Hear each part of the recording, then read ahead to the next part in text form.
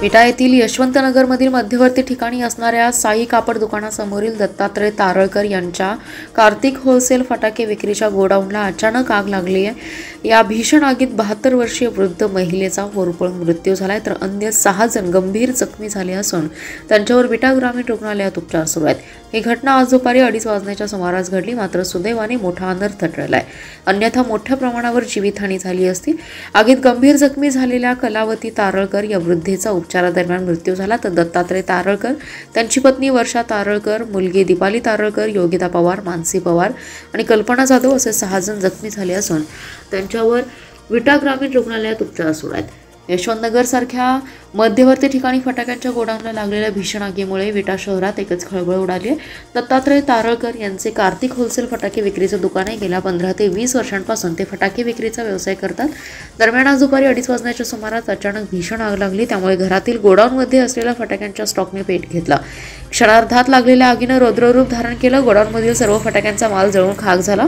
दरम्यान या घटनेची माहिती मिळताच विटा नगरपालिकेचा अग्निशामक बंब आणि पाण्याचा टँकर घटनास्थळी दाखल झाला, मात्र बंगल्याच्या पाठीमागे असलेल्या गोडाऊनकडे जाण्यासाठी दोन्ही बाजूस अरुंद बोळ असल्याने आग विझवण्यात अडथळा निर्माण झाला होता। प्रसंगावधान राखत काही जागरूक आणि धाडसी युवकांच्या मदतीने नगरपालिकेच्या अग्निशामक पथकाने ही आग आटोक्यात आणण्याचा प्रयत्न केला, परंतु फटाके पेटतच होते। काही तासांच्या अथक प्रयत्नानंतर ही आग आटोक्यात आणण्यात यश आलं। या भीषण आगीत कलावती शिवदास तारळकर या गंभीर जखमी झाल्या होत्या, त्यांचा विटा ग्रामीण रुग्णालयात उपचारादरम्यान मृत्यू झालाय। वाळवा तालुक्यातील पेठ येथे 2 सख्ख्या भावांमध्ये किरकोळ कारणावरून सुरू असलेलं भांडण सोडवण्यासाठी मध्ये पडलेल्या शेजाऱ्याला चाकूने भोसकून खून केल्याची धक्कादायक घटना घडली आहे। 31 डिसेंबर रोजी रात्री 9च्या सुमारास हा खून झालाय। खुनाच्या आरोपातील आरोपीला इस्लामपूर पोलिसांनी 3 तासात जेरबंद केलं। सचिन सुभाष लोंढे असं मृताचं नाव आहे।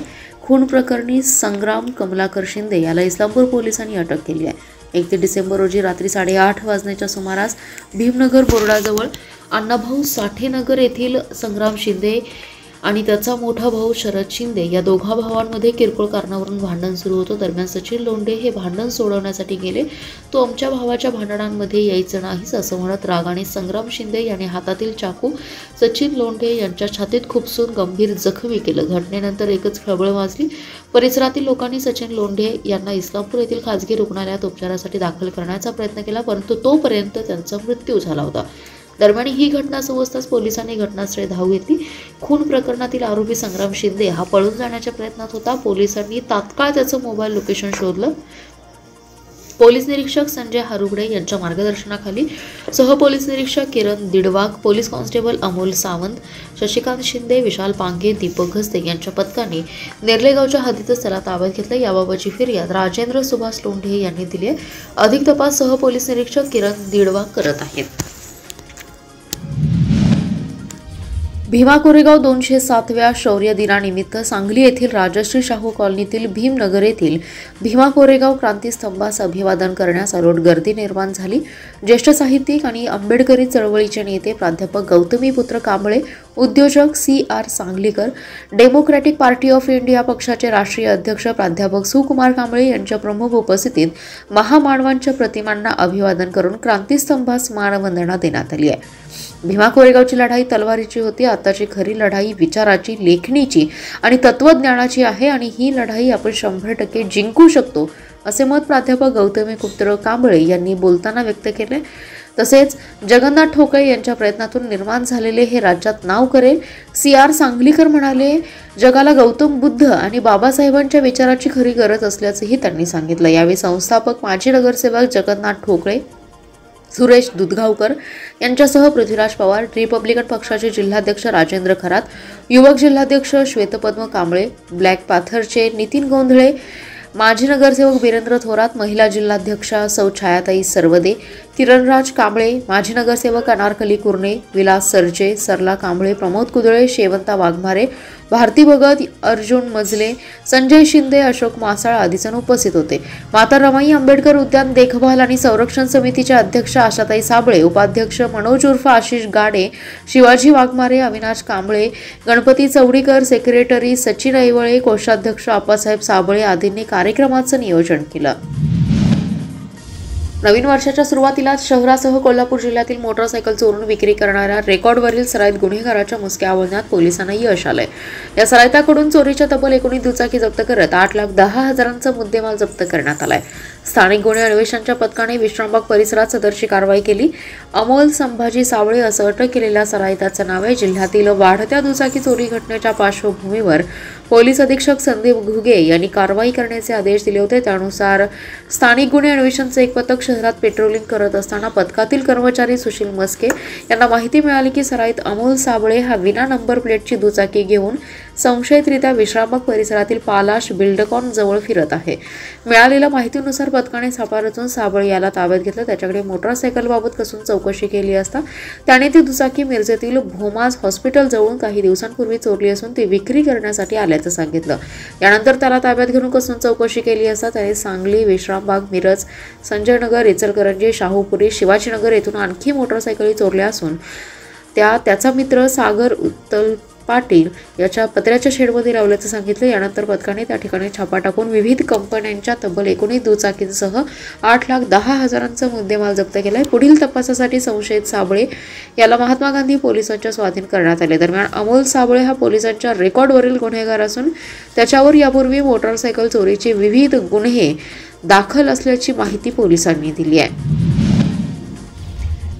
वाढते अपघात टाळण्यासाठी आणि रस्ते सुरक्षेसाठी शालेय स्तरावरच विद्यार्थ्यांना वाहतूक नियमांची माहिती देऊन त्याचं पालन करण्याची सवय लावणं आवश्यक आहे।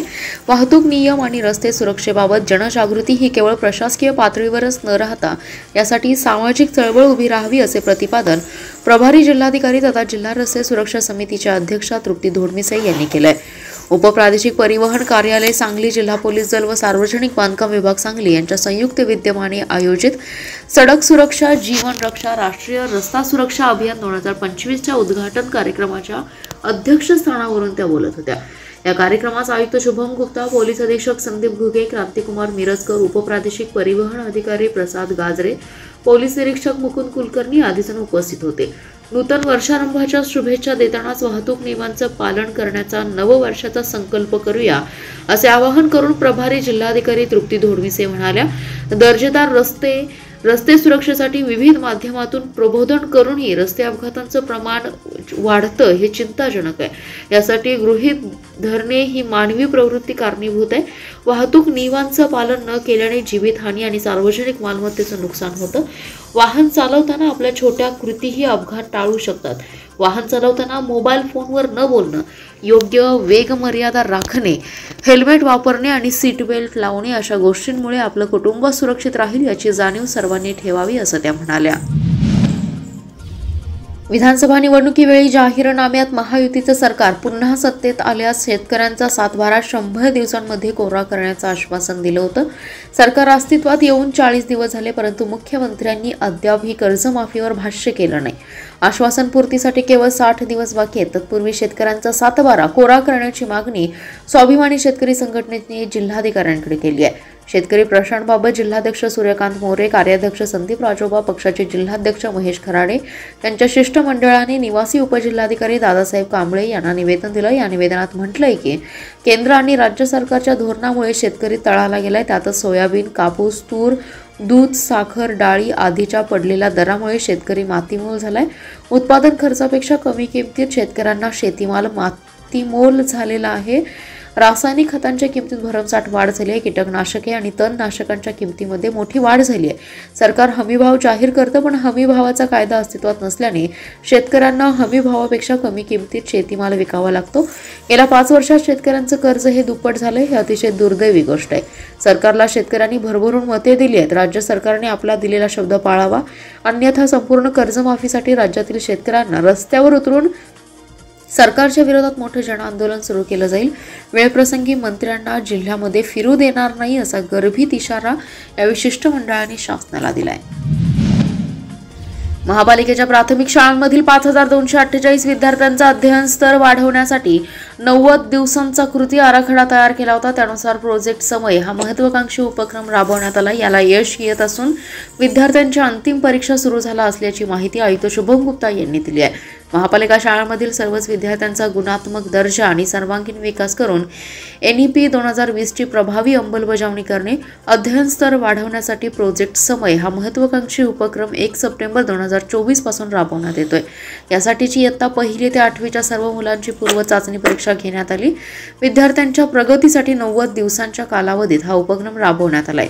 इयत्ता 1ली ते 8वीच्या वर्गातील विद्यार्थ्यांचा भाषा, गणित, इंग्रजी विषयांचा अध्ययन स्तर निश्चितपणे वाढ झाल्याचे दिसून येईल। शिक्षण विभागातील सर्व अधिकारी आणि सर्व शिक्षक, बालवाडी शिक्षिका यांची शैक्षणिक वर्षाच्या सुरुवातीलाच बैठक आयोजित केली होती। इयत्ता 1ली ते 8वीच्या वर्गातील सर्व विद्यार्थ्यांचे अध्ययन स्तर निश्चित करण्याबाबत महापालिका शिक्षण विभाग व डाएट सांगली केंद्र समन्वयक व अनुभवी शिक्षक यांच्याशी चर्चा करून कार्यक्रमाचं नियोजन केलं असल्याचे आयुक्त शुभम गुप्ता यांनी सांगितलं।